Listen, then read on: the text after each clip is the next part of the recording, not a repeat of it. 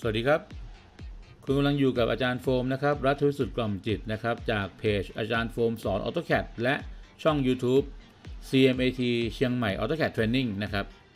วันนี้ผมมีคำถามจากผู้เรียนออนไลน์นะครับฝากมานะก็คิดว่าเป็นคำถามซึ่งถ้าเป็นผู้เรียนมือใหม่ๆเนี่ยอาจจะเจอปัญหาแบบนี้นะครับก็จะเอามาเล่าให้ฟังยังไงก่อนจะไปดูปัญหาแล้วก็วิธีการแก้ปัญหานะครับในตอนท้ายนะฮะฝากกดถูกใจกดไลค์กดแชร์นะครับทั้ง Facebook แล้วก็ช่อง YouTube นะครับช่อง YouTube ฝากกดติดตามไว้เลยนะครับแล้วก็กดกระดิ่งแจ้งเตือนผมจะมีเทคนิคอะไรมาเล่าให้ฟังเรื่อยๆนะครับพร้อมแล้วเดี๋ยวเราไปดูกันครับว่าปัญหาคืออะไรสวัสดีครับอาจารย์โฟมผมขอถามกรณีถ้าเป็นโพลีไลน์บ้างนะครับคืออย่างเส้นนี้120เนี่ยถ้าผมจะกดให้เหลือสัก100อะครับผมก็คลิกตรงนี้ครับแล้วก็อันนี้เปิดออโต้ไว้แล้วก็มันเนี้ยให้ไปสัก20มันก็จะเหลือ100ครับตัวเนี้ยดิเมนชันมันจะเปลี่ยนตามด้วยแต่ถ้าเป็นแนวดิ่งนะครับแนวดิ่งเนี่ยมันผลลัพธ์มันไม่เหมือนในคลิปที่อาจารย์สอนนะครับสมมุติว่าผมจะหดให้เหลือสัก30ครับผมก็มาคลิกโทษนะมาคลิกตรงนี้ครับแล้วก็เอาลงมา20คือที่ผมสงสัยก็คือทำไมด้านซ้ายมันมีส่วนเกินตรงนี้ครับ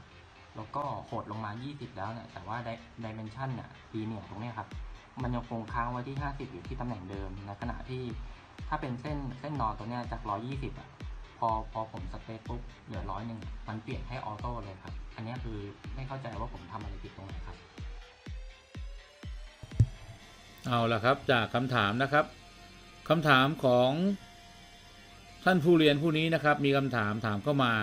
ปัญหาเกิดจาก2ส่วนนะครับส่วนที่1ทำไมเมื่อ stretch รูปแล้วนะครับเส้น dimension เนี่ย dimension ตรงเนี้ยทำไมมันถึงได้ไม่ขยับตามตัวนี้นะครับเดี๋ยวเปลี่ยนสีหน่อยทำไมเส้น dimension ตัวเนี้ยมันไม่ขยับตามเนี่ยตรงนี้นะครับมันอยู่นิ่งอยู่กับที่ตรงนี้นะครับ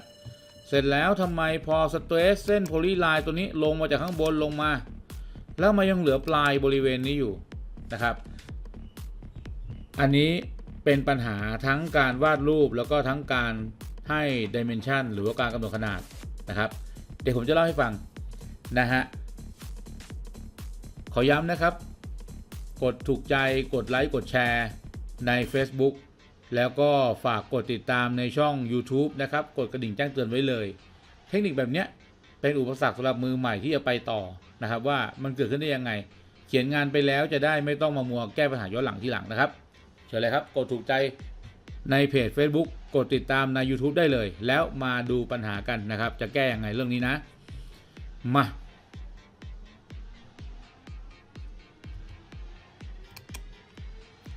เอาละครับนี่คือ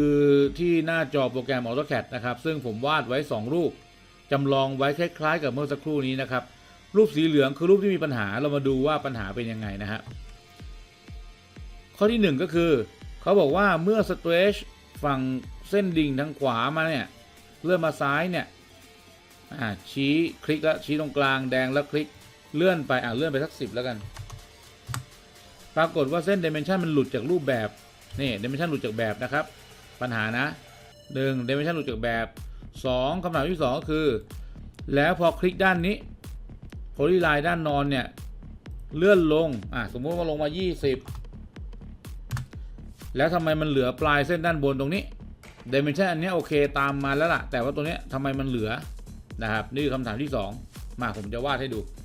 ผมจะวาดรูปจำลองข้อที่1ก่อนแก้ปัญหาก่อนนะครับ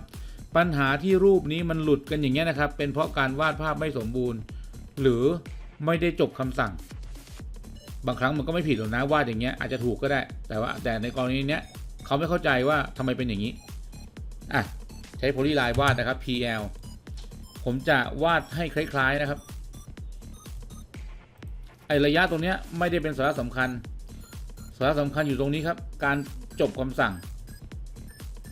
วิธีที่เกิดปัญหาคือคลิกแล้วจบคำสั่งแบบนี้ใช้โพลีไลน์วาดไปตอนสุดท้ายนะครับคลิกที่จุดเริ่มต้นแล้วจบผลที่ได้ก็คือเมื่อเราขยับตรงนี้เห็นไหมฮะมันจะเหลือเศษเป็นเพราะว่า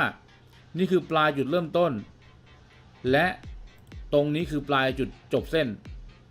มันเป็นคนละปลายกันนะครับกับอีกวิธีหนึ่งถ้าไม่ต้องการให้มันหลุดไม่ให้มันเหลือเศษแบบนี้นะครับให้ดูอีกวิธีหนึ่งเป็นอย่างนี้คล้ายๆกันรูปเดิมวาดไปเรื่อยๆจริงๆไม่ต้องวาดเยอะขนาดนี้ก็ได้นะครับนี่แล้วกด C Enter เพื่อ close C Enter มันคืออะไรครับนี่ครับด้านล่าง Command Line นี่โอ้ยโทษเปลี่ยนสีดีกว่าตรงนี้ close ครับ C L O S E แปลว่าปิดแปลว่าปิดตรงนี้ close แปลว่าปิดนะครับนี่แหละตรงนี้แหละประเด็นคือต้อง close นะครับถ้าเรา close จะเป็นอย่างนี้ครับ C Enter เรียบร้อยได้รูปมาละเหมือนกับเมื่อสักครู่เลยทีนี้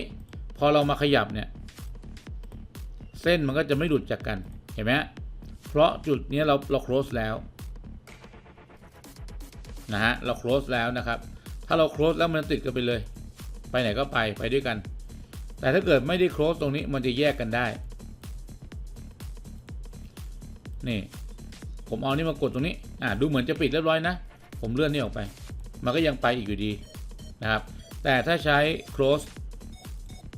มันจะไปด้วยกันโอเคนะครับปัญหาข้อแรกนะเกิดจากการวาดรูปจบแบบในสิ่งที่ไม่ต้องการต้องการให้มันติดกันแต่ว่าจบแบบไม่ติดกันจบโดยการคลิกถ้าต้องการให้มันติดกันไปด้วยให้จบโดยการ close ในบทเรียนผมสอนอย่างนี้ไว้นะครับในคอร์สเรียนออนไลน์ถ้าใครสนใจเรียนออนไลน์ก็ติดต่อเข้ามาได้ทิ้งข้อความไว้ทางนี้ก็ได้นะครับหรือว่าไปที่ Facebook Fanpage อาจารย์โฟมสอน AutoCAD ก็ได้นะครับมาดูกันต่อนะครับตรงนี้ไปแล้วนะต่อไปปัญหาก็คือปัญหาของการกำหนดขนาดไปแล้วทำไมมันถึงได้หลุดแบบนี้นะครับมาย้อนกลับก่อนนะครับ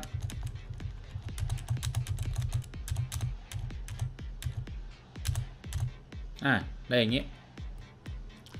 กำหนดขนาดเนี่ยถ้าเรากำหนดขนาดถูกต้องนะครับมันจะไม่เจอปัญหานั้นดูรูปสีม่วงนี้นะครับผมกำหนดขนาดไว้ถูกต้องนะพอคลิกที่นี่แล้วผมเลื่อนมาทางซ้าย10ตัวเลข dimension ตามมาเรียบร้อยไม่มีหลุดจากกันผมเลื่อนเส้นนี้ลงมา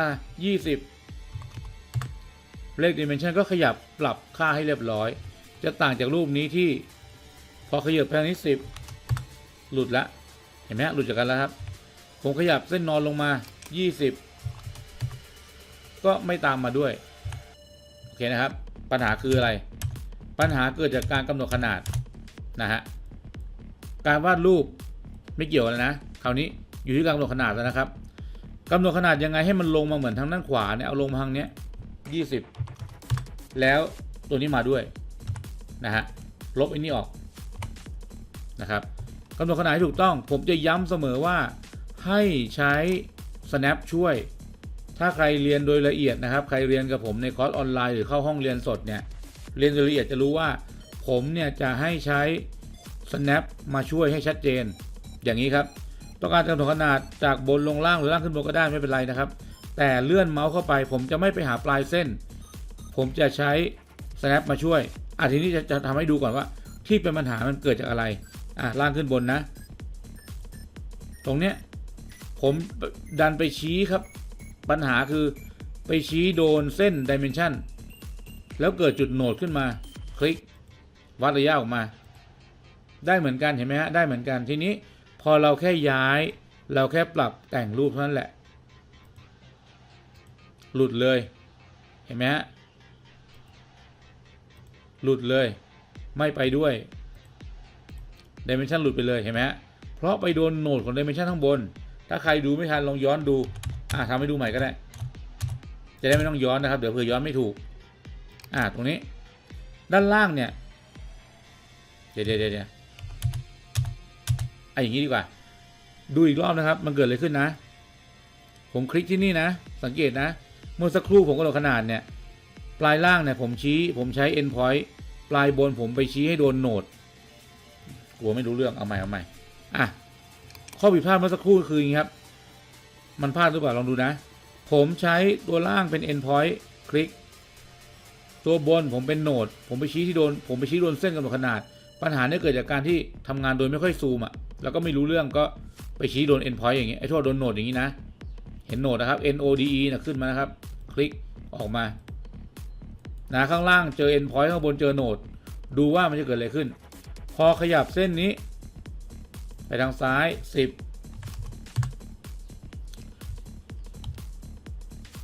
extension line ด้านล่างเนี่ยมันก็ตามครับมันตามมากับรูปเรียบร้อยไม่มีปัญหาตัวบนเนี่ยมันหลุดจากกันเห็นไหมฮะหลุดจากกันนะทีนี้ผมขยับตัวบนด้านนี้ลงมา20มันหลุดไปแล้วมันไม่ตามแน่นอนตรงนี้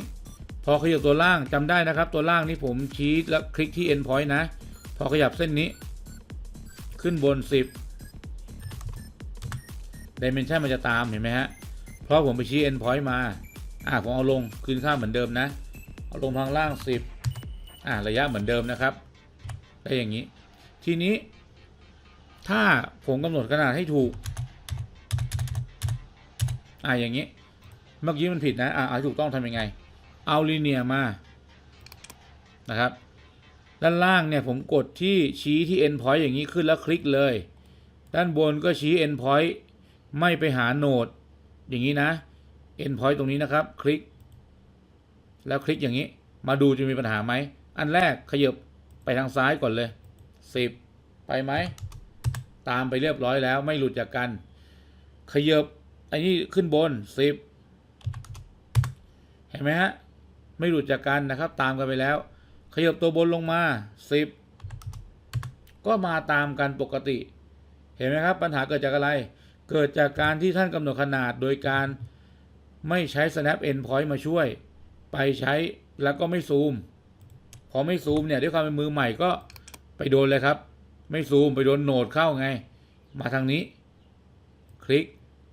ทางนี้คลิกออกมาเนี่ยแล้วไปไหนไปกันครับมันจะไปด้วยหมดเลยนะครับนี่เอานี่ขึ้นบนก็ได้10เห็นไหมฮะ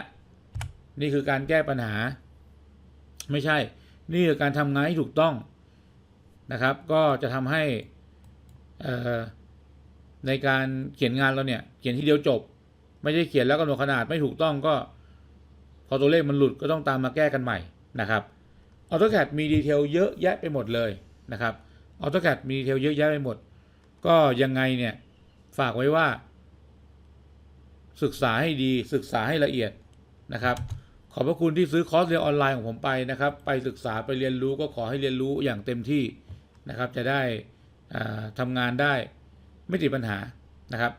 สำหรับมือใหม่หรือใครที่สนใจจะเรียนออนไลน์นะครับคอร์สเรียนออนไลน์ของผมเปิดโอกาสไว้ให้ทุกคนอยู่แล้วติดตามได้ที่เพจนะครับ